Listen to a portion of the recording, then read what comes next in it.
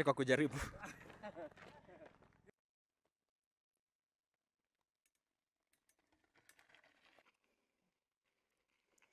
It's a tough one.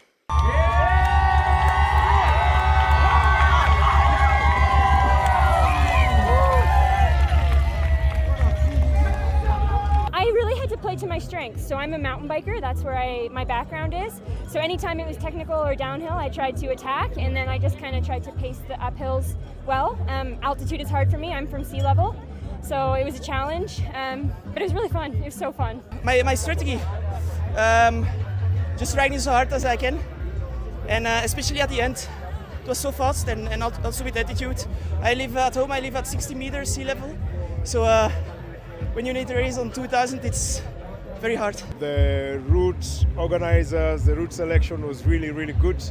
Everyone on the course out there today had a big smile on their faces.